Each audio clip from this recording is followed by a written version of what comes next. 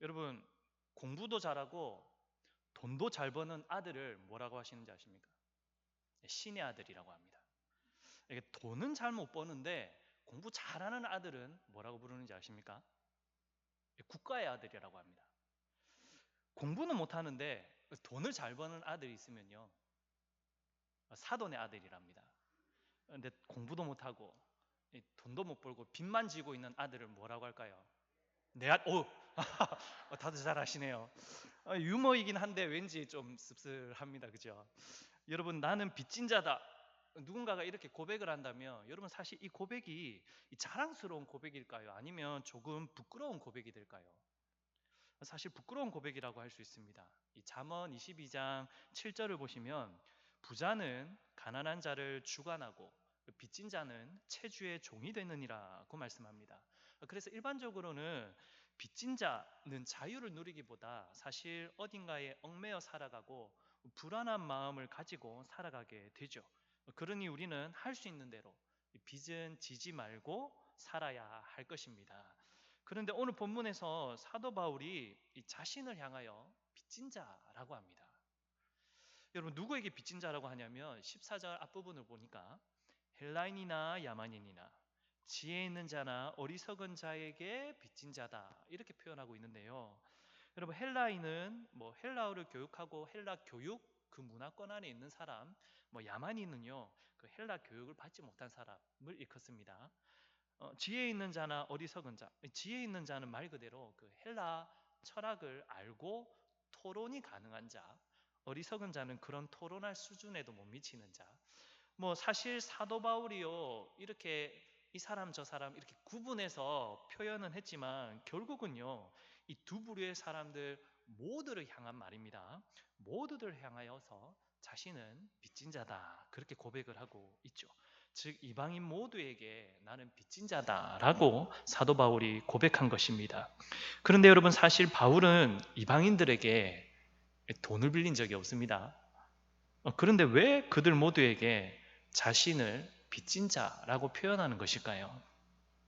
우리는 먼저 이 관점을 버릴 수 있어야 됩니다. 이 빚을 졌다라는 표현을 들으면 일단 이 돈과 관련된 것이라 인식하는 것부터 우리는 버려야 이 말씀의 의미를 제대로 이해할 수 있습니다. 즉 바울은 현재 이방인들에게 돈을 빚진 것이 아니다라는 것이죠. 바울이 표현한 빚은 돈과는 사실 전혀 관련이 없습니다. 그리고 오늘 본문 앞절인 13절을 보시면 여러분 아시다시피 바울은 어쨌든 로마라는 그곳으로 가기 위해 여러 번 시도를 했습니다. 그런데 이 로마서를 쓰는 이 순간까지도 여전히 그는 로마에 가지 못하고 있는 실정이었습니다. 그러면 사도 바울이 왜 그토록 로마에 가고 싶어 했을까요? 네, 바로 복음을 그들에게 전하기 위해서입니다. 우리 오늘 읽었던 15절 말씀도 보십시오. 나는 할 수 있는 대로 로마에 있는 너희에게도 복음을 전하기를 원하노라. 여러분, 바울은요 로마에 복음을 전하기 위해 그토록 로마에 갈 기회를 찾은 것입니다. 그런데 자신이 직접 가지 못하고 현재로서는 서신을 통해 그들에게 복음을 전달하게 된 것이죠. 그러니 이 본문의 앞뒤 문맥을 통하여서 우리가 알 수 있는 것은요, 이 사도 바울이 이방인들에게 진 빚은 이 돈이 아니라 무엇이라 할 수 있겠습니까? 바울은 돈을 갚아주려는 목적이 아니라 바로 복음을 전해주기 위해 자신에게 빚진 자라는 표현을 쓰게 된 것입니다. 즉 복음을 전해 주어야만 하는데 아직 그러지 못하고 있으니 이렇게 자신을 표현한 것이지요. 근데 또한 이런 내용도 여러분들 기억하셔야 됩니다. 마태복음 18장을 보시면 왕에게 1만 달란트 빚진 자 비유가 나옵니다. 여러분 이 내용 잘 아실 것입니다. 왕이 이제 결산할 때가 되어서 결산을 떡하니 해보니 어떤 종 한 명이 왕에게 1만 달란트라는 정말 엄청난 거금을 빌려간 겁니다. 근데 아직까지 갚지를 않았어요. 그래서 왕이 그를 불렀습니다. 그가 도저히 갚을 능력이 안 되니까 그냥 불려와서 이제 무릎 꿇고 이제 엎드려 있겠죠. 왕이 그에게 너의 모든 소유도 팔고 너의 가족들까지라도 팔아서 이것을 갚으라, 이렇게 얘기를 하자 그 종은 왕에게 간청을 합니다. 어떻게 가족들까지 내버릴 수 있겠습니까? 내가 평생을 다 벌어서 갚겠으니 가족들에게까지는 피해를 주지 않았으면 좋겠습니다. 참아주십시오. 이러한 모습을 보고 왕이 어떻게 했냐면 그를 불쌍히 여깁니다. 그리고 그에게 자비를 베풀죠. 그에게 있던 1만 달란트라는 너무나 엄청난 빚을 다 탕감해 주었습니다. 여러분, 종은 왕에게 1만 달란트라는 정말 엄청난 큰 빚을 탕감받은 자입니다. 그러니 왕에게 얼마나 고마운 마음이 들었습니까? 하지만 왕이 탕감해 주었을 때 이제 그는 돈에 대해서는 빚진 자가 되지는 않았지만 왕이 베푼 자비와 사랑에 대해서는 다시금 빚진 자가 된 것이지요. 이 돈이라는 올무에서는 그가 노임바되고 벗어나게 되었지만 더 이상 돈에 매이지 않아도 되었지만 사실 그는 왕이 베푼 그 큰 자비와 사랑에는 다시금 매인 바가 된 것입니다. 여러분, 사도 바울 역시도 이와 같고요. 사실은 우리도 이와 같습니다. 우리 모두가 죄의 빚을 지고 있었죠. 사망의 올무에 사실은 매여 있는 자들이었습니다. 이 죄의 빚은 우리가 아무리 노력해서 갚으려고 해도 나의 능력으로는 도저히 해결하지 못하는 그런 큰 짐이었습니다. 그런데 성자 하나님이신 예수 그리스도께서 우리의 죄의 빚을 자신이 직접 다 해결해 주시고는 탕감해 주시지 않았습니까? 우리를 사망의 올무에서 그가 해방시켜 주신 것입니다. 그러니 예수 그리스도를 구세주로 믿는 우리들은 이제 더 이상 죄의 빚을 진 자들이 아니지요. 우리는 이제 예수 그리스도의 사랑의 빚을 진 자들이 된 것입니다. 그러니 우리 믿음의 성도들은 예수 그리스도의 소유된 자들로서 예수 그리스도의 복음을 위해 사는 삶을 우리는 이제 살아내야 한다는 것이죠. 우리는 예수 그리스도의 사랑을 빚진 자, 예수 그리스도의 그 복음의 빚을 진 자가 되어졌기 때문입니다. 여러분, 본문에서 사도 바울이 표현한 이 표현이 바로 이러한 의미를 함께 담고 있는 것입니다. 바울은 로마를 향하여 계속해서 왜 가기를 원했습니까? 복음을 전해주기 위해 그토록 그래서 가기 원했던 것입니다. 그러므로 사랑하는 성도 여러분, 우리들도요 사도 바울과 같은 마음과 자세를 지녀야 합니다. 우리는 바로 그리스도의 복음에 빚진 자들입니다. 그러니 우리는 이 복음을 증거하고 이것을 전하는 일에 사도 바울처럼 그토록 애를 써야 하는 것이죠. 복음에 합당한 삶을 살아내기 위해 우리는 나의 모든 것들을 내어놓더라도 이 일을 해내야 합니다. 이것이 복음의 빚을 진 자들의 마땅한 자세인 것이죠. 나 역시도 복음의 빚진 자라는 고백을 할 수 있는 저와 여러분들이 다 되실 수 있기를 바랍니다. 예수 그리스도를 믿는 자들은 다 이러한 자들입니다. 그런데 본문을 묵상하면서 한 가지 의문이 듭니다. 여러분 보십시오. 현재 바울이요 로마 교회 사람들에게 이 서신을 쓴 것이지 않습니까? 여러분, 예루살렘에서 성령 강림하신 이후로 흩어진 유대인들, 즉 디아스포라 교회가 이제 지역 곳곳에 세워졌는데 이 서신을 받는 사람들은 바로 로마 교회의 사람들입니다.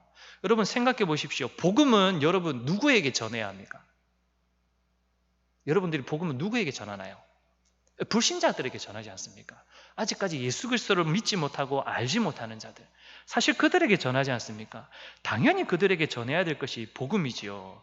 그런데 오늘 본문은 이미 예수를 믿어 구원받은 성도들을 향하여서도 로마에 있는 너희에게도 복음 전하기를 원하노라 이렇게 기록하고 있으니 여러분 이것이 어찌된 일일까요? 여러분 이것에 대해서는 사실 여러 가지 이유를 말씀드릴 수 있습니다. 이제 바울이 이방인의 사도로 부름받았기 때문에 그 사명 때문에 이 일을 하는 것이다.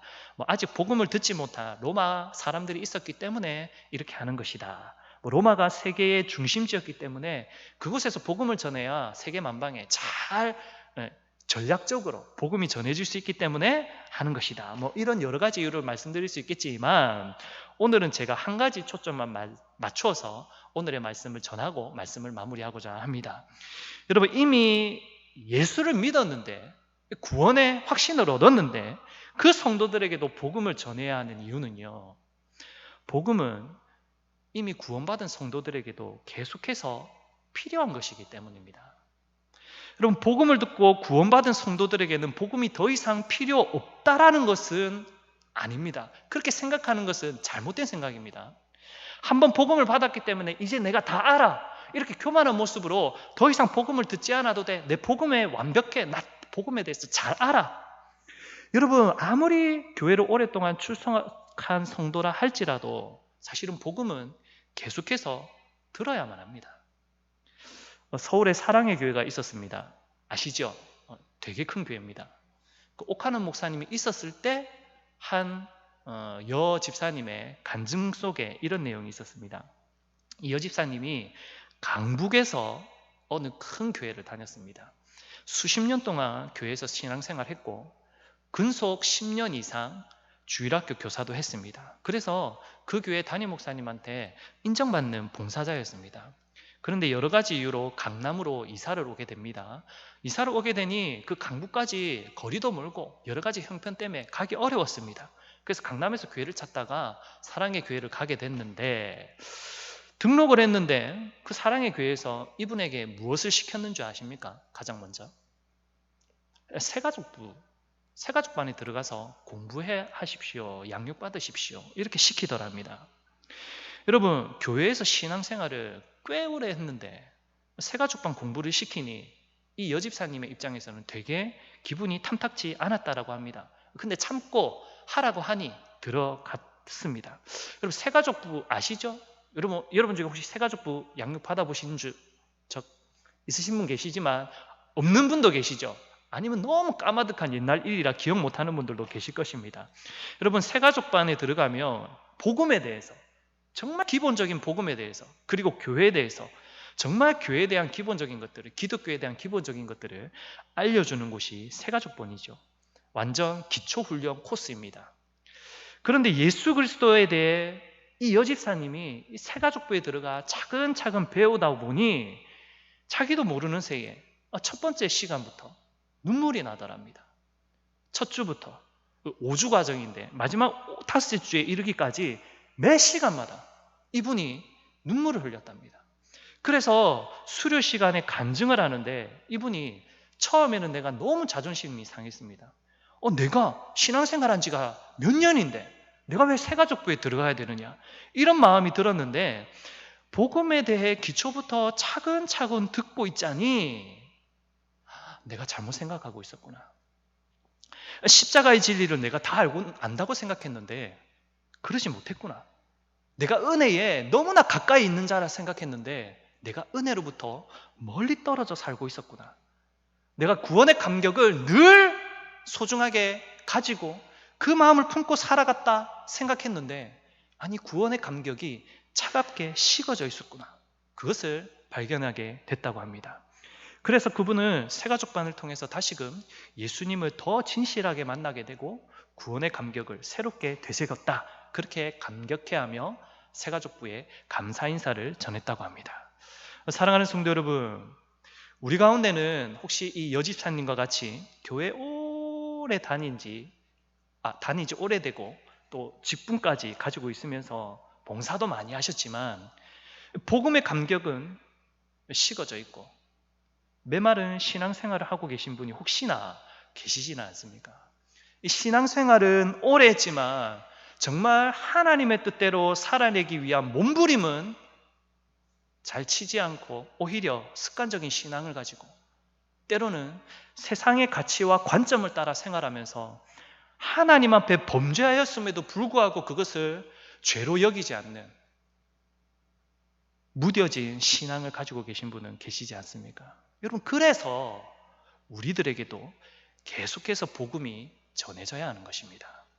여러분, 이제 곧 올림픽이 열리는데요, 운동선수들에게 다 하나같이 물어보십시오. 그들에게 금메달 따기 위해 네가 생각하는 가장 중요한 것 한 가지를 고르라면 뭐가 있겠느냐? 바로 기본기를 말할 것입니다. 축구든 농구든 육상이든 수영이든 여러분, 모든 운동에는요 기본기라는 게 있거든요. 그 기본기를 운동선수들은요 매일같이 빼먹지 않고 합니다. 기본기 훈련을요. 여러분, 운동선수들도 이럴진데 영적인 전쟁을 치르는, 아니 영적인 경기를 치르는 우리들도 마찬가지여야 하지 않을까요? 복음은 크리스찬들에게 있어서 기본이자 근본입니다. 여러분, 복음은요, 들어도 지겨운 것이 아니어야 합니다. 복음을 전해도 소모되는 것이 아니어야 합니다. 복음은 들으면 들을수록 풍성해져야 하고, 복음을 전하면 전할수록 내 심령 가운데 감격이 넘쳐나야 하는 것이 복음입니다. 여러분, 말씀을 맺고자 하는데요, 성도 여러분, 우리는 사도 바울처럼 복음의 빚진 자라는 마음과 자세를 늘 가지고 있어야 할 것입니다. 사도 바울만큼 열정을 가지고 그러한 결과물들을 내놓지 못한다 할지라도, 그가 더 대단한 사람이죠. 그렇지 못한다 할지라도 여러분, 우리에게 주신 하나님의 탤런트와 역량과 재능이 있지 않습니까? 그 안에서 우리는 복음의 빚진 자로서 이 세상을 살아내야 한다는 것이죠. 우리는 갚아도 다 갚지 못하는 주님의 사랑을 이미 받은 자들입니다. 1만 달란트 빚진 자는요, 그 사랑과 그 복음을 흘려보내지 못했죠. 그런데 우리는요, 주님의 복음과 사랑을 계속해서 흘려보낼 수 있는 성도들이 되어야 합니다. 그리고 이 복음을요, 더 자주 들으십시오. 더 자주 찾고 듣고 더 자주 전하는 믿음의 성도님들이 되십시오. 이 복음이 바로 우리의 삶을 가장 풍성하고 감격스럽게 이루어가며 만들어갈 것입니다. 우리의 앞으로의 삶이 세상의 것이 아니라 복음 때문에 더 감격스럽고 기쁘길 주님의 이름으로 간절히 소망합니다. 여러분들의 삶에 복음을 계속해서 심으십시오. 그리고 복음의 빚진 자답게 살아내십시오. 이것이 하나님이 기뻐하시는 성도의 모습인 줄 믿고 오늘도 힘있게 믿음 안에 나아가며 성령의 도우심을 구하는 저와 여러분들이 다 되시기를 간절히 바랍니다. 우리 함께 기도하겠습니다. 오늘 들은 말씀을 기억하며 함께 기도할 텐데요.